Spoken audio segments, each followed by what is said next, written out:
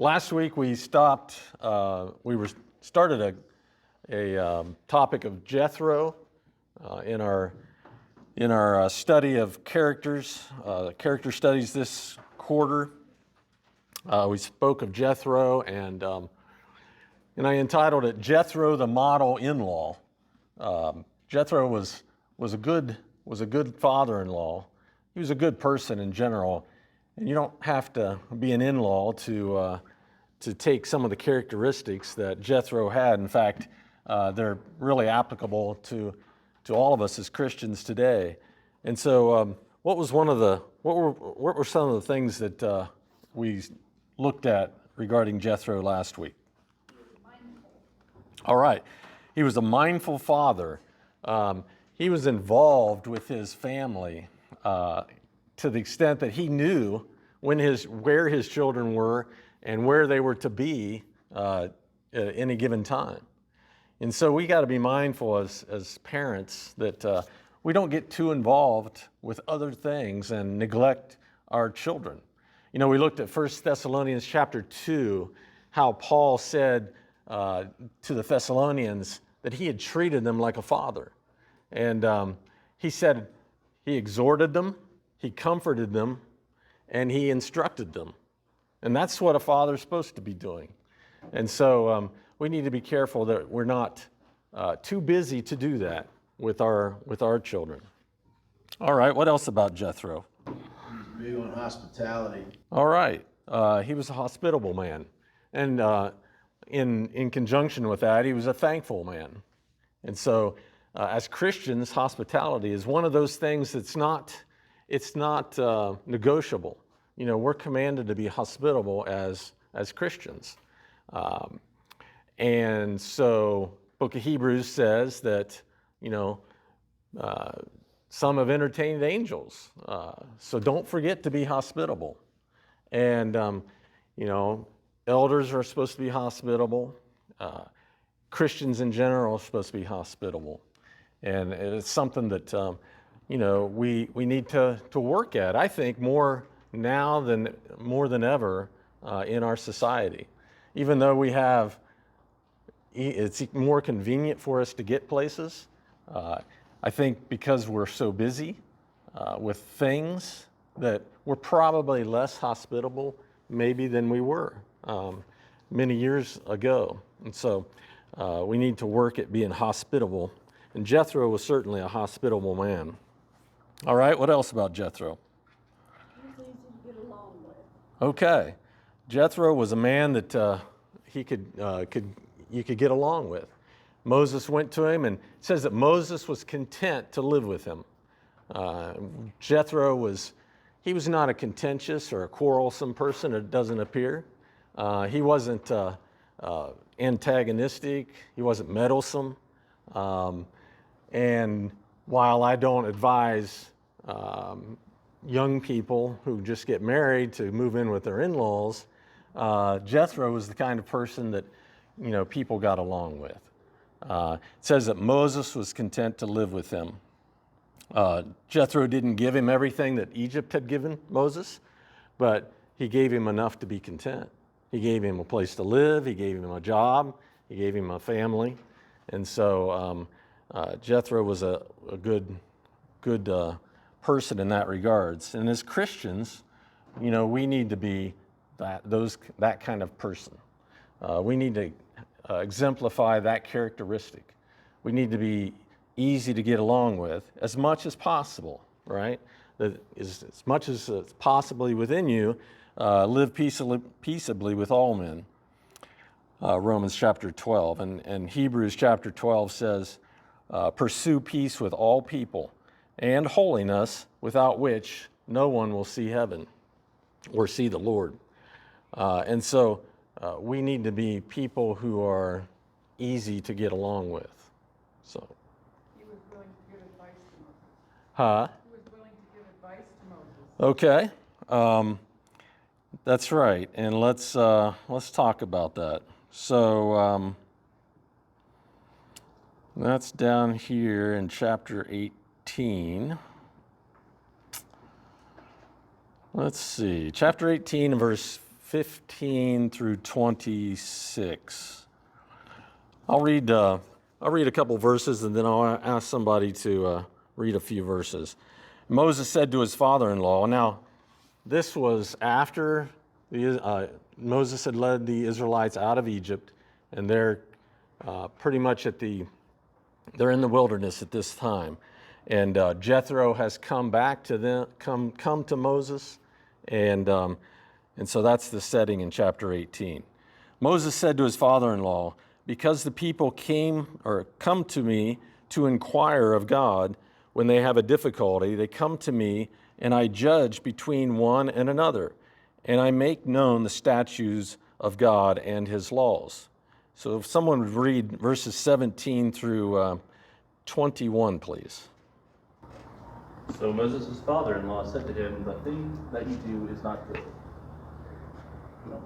Both you and these people who are with you will surely wear yourselves out. For this thing is too much for you. You are not able to perform it by yourself. Listen now to my voice. I will give you counsel, and God will be with you. Stand before God for the people, so that you may bring the difficulties to God. And you shall teach them the statutes and the laws, and show them the way in which they must walk and the work they must do. Moreover, you shall select from all the people able men, such as fear God, men of truth, hating covetousness, and placing such over them to be rulers of thousands, rulers of hundreds, rulers of fifties, and rulers of tens. Okay, thank you. So Moses, or rather Jethro, gave excellent advice. And, this is, I think, important for in-laws and parents as well, especially as their children grow and get married and leave the home. Sometimes it's tempting to sort of share your advice, share your opinions, right, with your children. And sometimes that can be good, but sometimes it's can't be, right?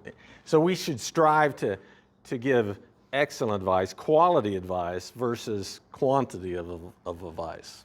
So Jethro knew that Moses and the people were going to wear themselves out. Moses was going to wear himself out listening to the people. The people were going to grow weary of waiting for him to hear their case. And so Jethro, in this case, gave good advice. And his advice was good because it was godly advice. So let's take a look at what Jethro's advice was. He said, he first in verse 19, he said, rely on God's help when judging the people. And then in verse 20, he says, teach the people God's statutes and laws. And in verse 20, he also said, show them the way they must walk, the work that they must do. And then in verse 21, he says, select able men to rule over and judge thousands, hundreds, fifties, and tens. And he said the men should be able men. They should have the ability to do the job you're giving them. They should be men who fear God. They should be men who are truthful, and they should be men who hate covetousness. And so these men would judge the people in the small matters, and then in the large matters, they would bring those to Moses.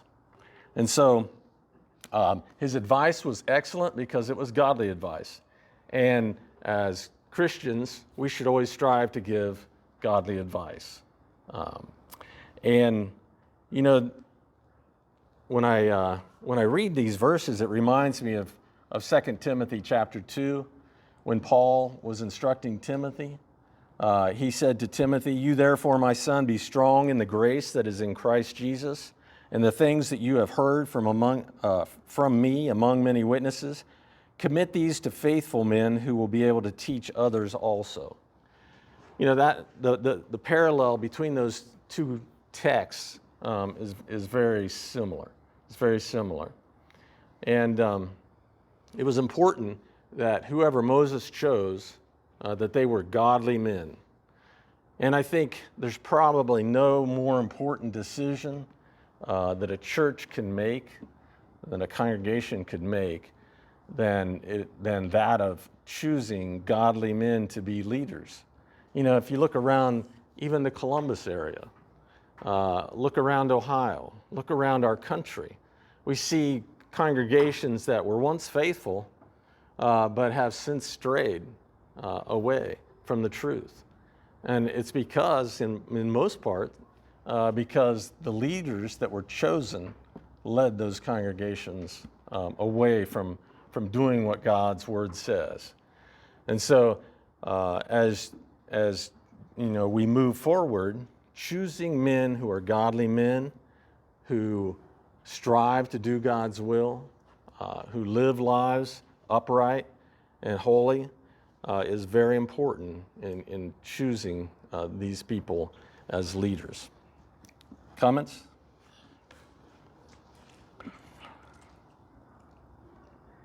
All right. What else we learn about Jethro? He was willing to put God's plans above his own. All right. Back in chapter 4, remember Moses had come down from the mount after seeing the bush that didn't burn, and he probably rehearsed what God had told him. God had told him to go back to Egypt and lead my people out of Egypt. And I'm sure he rehearsed these things with Jethro, and he asked Jethro permission to go to Egypt to do as God told him to do.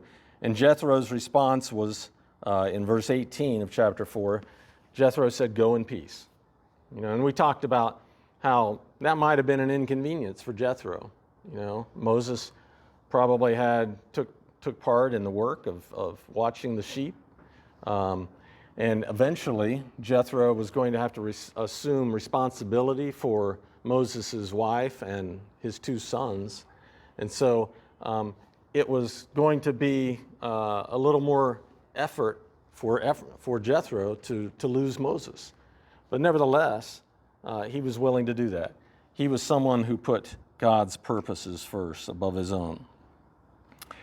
You think about how much better our world would be if people would put God's purposes above their own.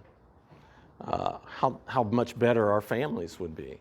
How much better the church would be if people put God's purposes above their own.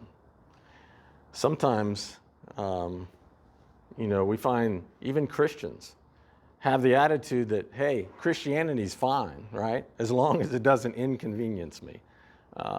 And so if we just all had this attitude that Jethro had, our congregations would be stronger. We wouldn't have to ask people to make sure that they attend the services, each service that we have. We wouldn't have to ask people to come to Bible study. We wouldn't have to beg people to come to the gospel meetings. They would just automatically show up because they had an attitude that God's purposes came before their own. Comments?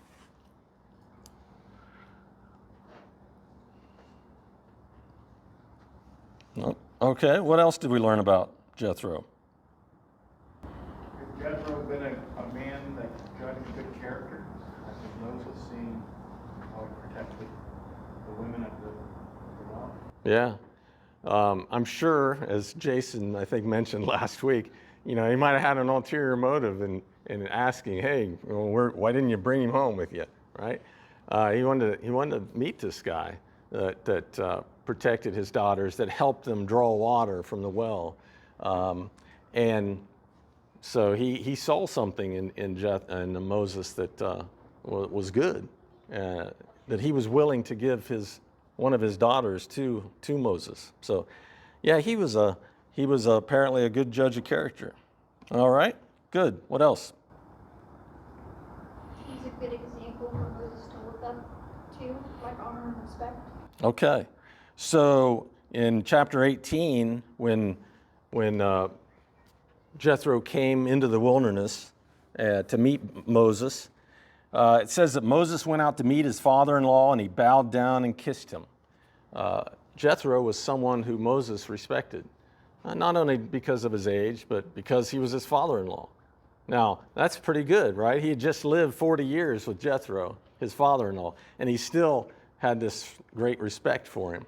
he had this great love, and he showed him honor, but by going out and bowing down and kissing him. I had a great father-in-law, right? He wasn't a Christian, but he was someone who you could respect. And he, I never heard him say a curse word. And he was someone who everyone that knew him appreciated him and respected him. As Christians, we need to try to live in such a way that people are going to respect us and going to honor us. Now, they may not agree with us, right? But it's important that they respect us and that we conduct ourselves in such a way that they can respect us.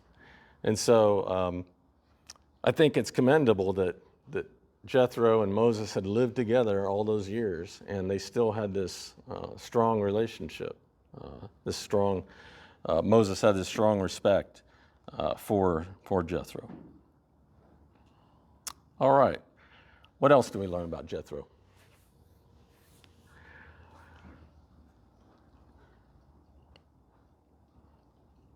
I think we learned that Jethro understood the benefits of families staying together. Now, it was probably advantageous for Moses and his wife and sons to live apart, while Moses was in Egypt, bringing the people out of Egypt.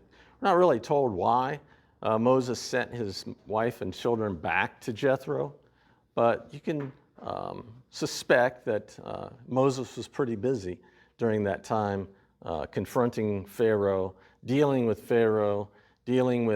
organizing the children coming out of Egypt.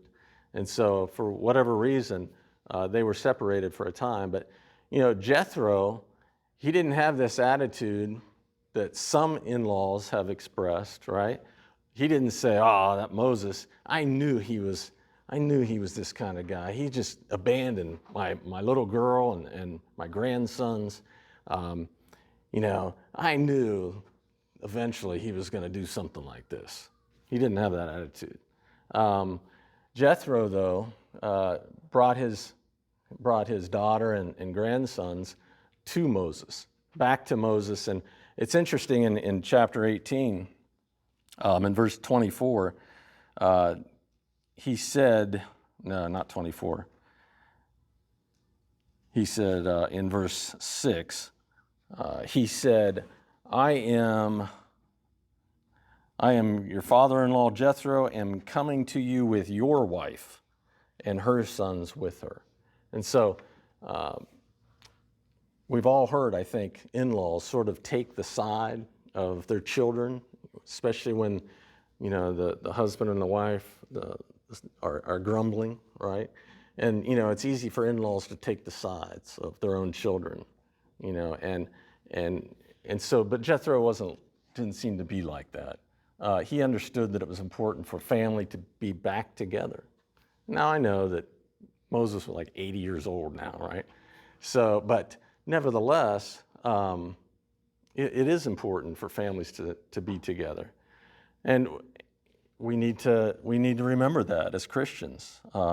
That's the way God intended it.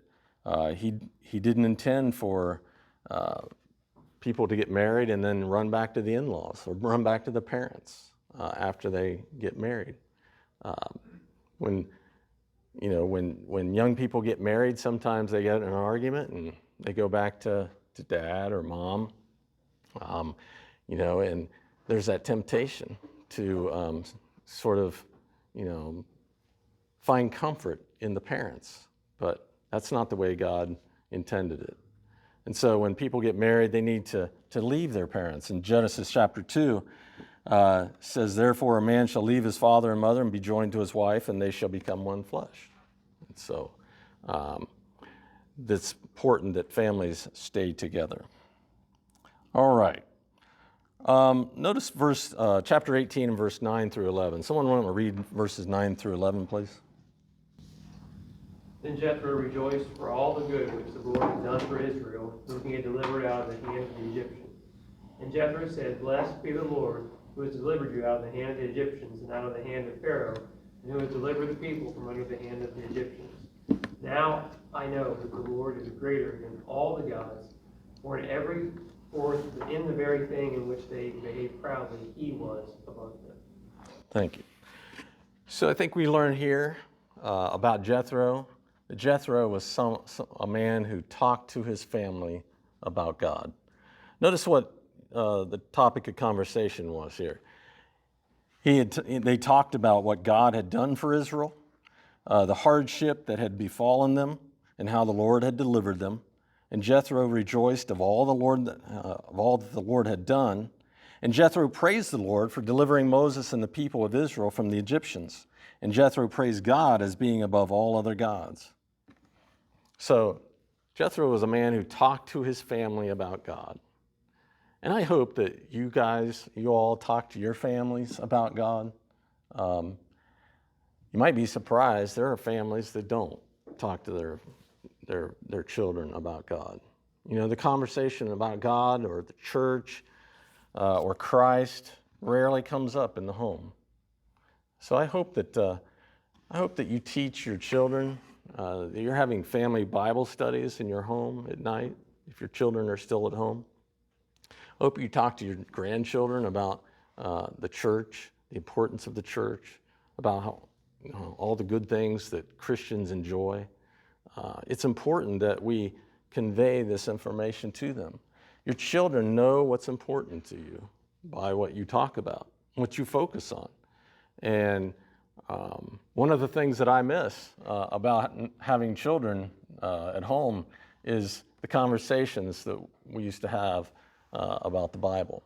Children have a way of asking all kinds of questions that you don't know the answers to. And so, you can have some interesting conversations about religious matters. And so I hope that you're having those conversations with your families. If you're not, there's no time like the present to begin to have those. But remember, it's the family's responsibility, particularly the husband, the father, responsibility to make sure that the children are taught. Ephesians chapter 6. So we need to make sure that that's getting done in our homes. Mark, I don't know if you've already said it, it was already on the list, but in 10 and 11, you can also see, giving God the glory and giving God the credit rather than, the doings of men or their own workings.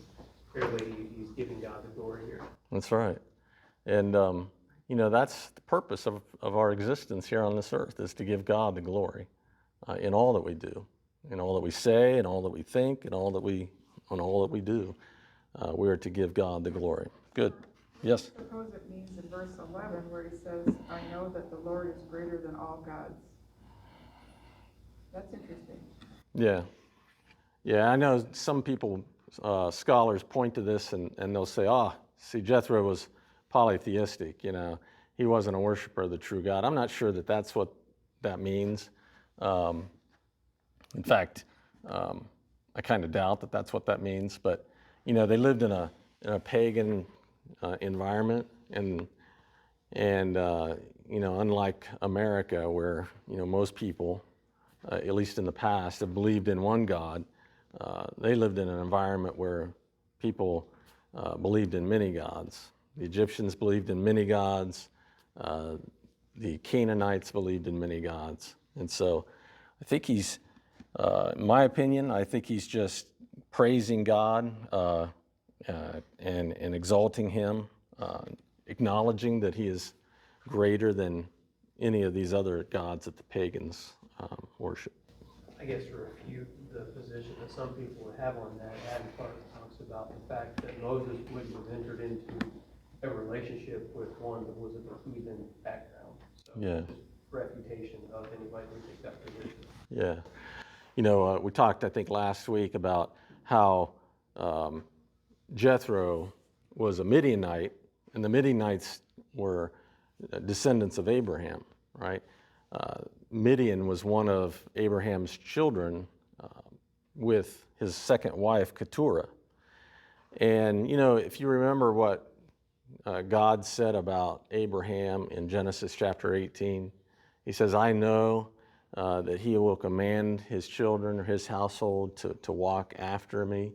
I don't, you know, and often we think about, well, yeah, Isaac was faithful to God, but I suspect that Abraham taught his second family to respect God and obey God just like he did his first family.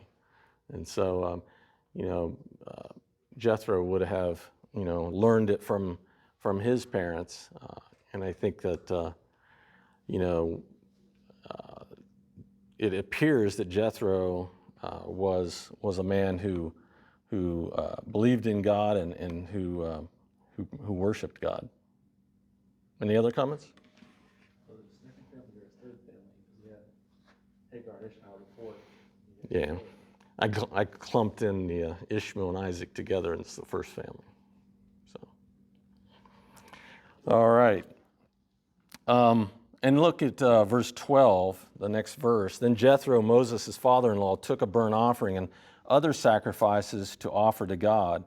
And Aaron came with all the elders of Israel to eat bread with Moses' father-in-law before God. So Jethro was a godly man. You know, he offered sacrifices to God. And he was further honored by having Aaron and the elders of Israel also eat with him. And so I think they recognized Jethro as a godly man as well. He would have been an example to his family of worshiping God. Yes, He should be today. that's right. So, you know, when we go on vacation, you know, we should worship God. When we are away, you know, for whatever reason, we should worship God. You know, some of the fondest memories that I have as a child are my family going to church in a snowstorm. And, you know, my dad was one who's, you know, he was not going to not go to church. And, you know, we would go to church and it would be like almost blizzard conditions. And we were going to church. There was no question about whether we're going to go to church today because of the weather. It was a matter of, you know, how early we had to leave to get there on time. And so, you know, those are the kinds of memories that your children are going to have of you.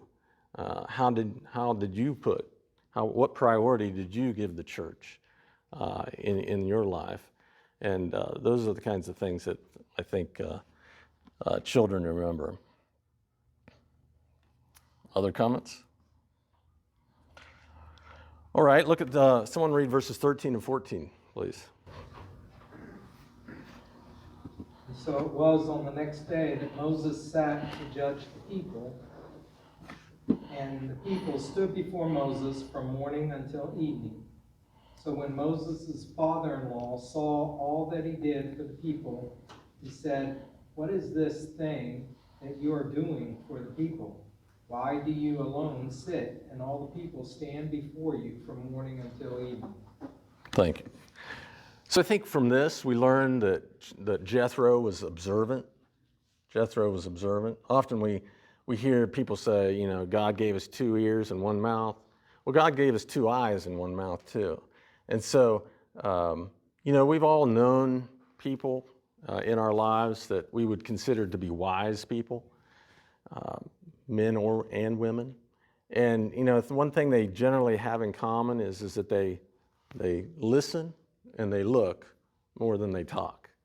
And so in this case, Jethro was watching Moses, you know, and he was watching what's he doing here.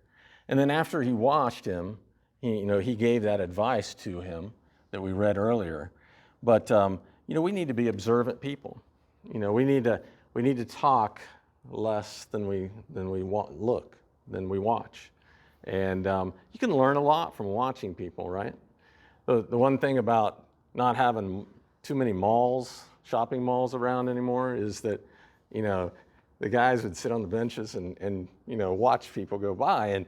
it's interesting to watch people, right? You can do it in other places, but you can learn a lot from watching people. And we need to be watchful people. In fact, we're told to be watchful people. Jesus was a watchful person. Can you think of a time when he was watching people? All right, when the widow gave 2 mites, right? He was sat against the treasury, opposite the treasury, and was watching people put in money. I suspect he probably watched people a lot. I just get that sense that he probably watched people. In Mark chapter 2, you remember the 4 men that was carrying the paralytic man who tore open the roof and let the man down? It says, when Jesus saw their faith, he said to the paralytic, your sins are forgiven. He watched those men. I think this is a great verse, when you're having a conversation about faith only with your faith only friends. Here's an example of Jesus seeing faith. He watched them. He saw their faith. And so faith is something that you can see. Why? Because faith and works go hand in hand. It's not just something that we talk about. But Jesus was a watchful person. And we need to be watchful. Elders need to be watchful. Obey those who rule over you and be submissive, for they watch out for your souls. We're told to be sober, be vigilant, which is watchful, because your adversary, the devil, walks about like a roaring lion, seeking whom he may devour. And so we need to be watchful people. You can tell a lot about your family members by watching them, right? You can tell when people at church, our brothers and sisters, are having a rough day, and then that prompts a question. Hey, how you doing? Is there something I can help you with? We need to be watchful people, and Jethro was certainly an observant person. Comments? I think that's really true. Going back to the earlier conversations, or at the beginning of class too, about being hospitable. I think it's harder now to do all those things because of social media. Everybody wants to go through text or email or Facebook or message people that way. They don't want to communicate face to face. At work, my a coworker and I were talking because we got a lot of, no offense to the younger generation, but we have a lot of younger people that do not communicate. We have like an instant message chat system that we can do. They're in the same room and they're chatting with each other instead of speaking with each other. And we're trying to figure out how we can get them to talk instead of chat, but it just seems like we're moving farther and farther away from being that personal with people. Yeah, I agree. I mean, those of us who are older remember the days when people didn't have cell phones and you actually conversed with people face to face. And I know it's hard to, for the younger generations, sort of imagine that, but it was different. And as Christians, we need to sort of try to, like you said, find out ways to have that conversation face to face again. Yeah. Those conversations are harder face to face. They are easier long distance now. That is true. You can be able to have those conversations at a longer rate, not be necessarily face to face in person. Yeah. So that's a trade-off, I guess. Yeah. And as we've all know, that it's easier to sort of say things on social media that you probably wouldn't say to a person face to face, and we need to be careful of that as well. So need to be careful to think before we text. All right. So Jethro gave this advice to Moses, this great advice to Moses. And then the next thing we see in verse 27 of chapter 18, then Moses let his father-in-law depart, and he went his way to his own land. Sometimes it's easy when you give good advice, right, and people accept it. The temptation is there to just continue to give advice and maybe overdo it. Jethro wasn't like that. He knew when it was time to leave. And so he did not overstay his welcome. He knew when to stop. So he gave great advice, but he gave limited advice, and it was quality instead of quantity. All right. Any other comments? All right. That's hard to do, because you have to hold your tongue so much. How do you know, Diane? What are you saying? Do you have something to share? I'm an in-law, and I have to hold my tongue a lot. Yeah, I think anybody that is an in-law has had that experience, right? Sue, have you ever had that experience?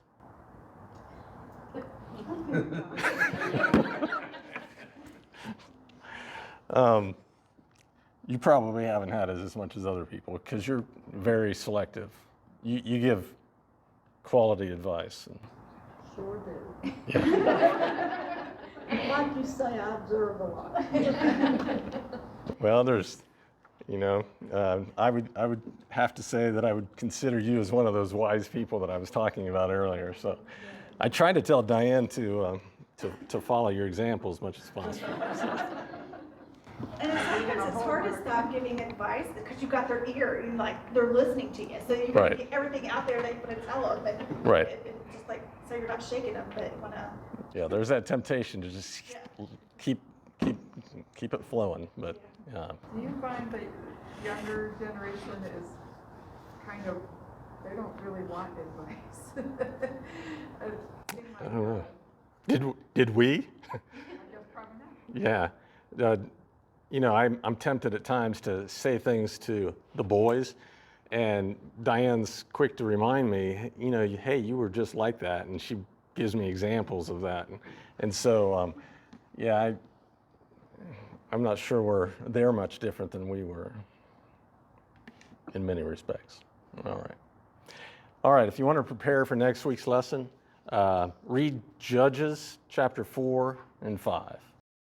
Thank you for your attention and good comments.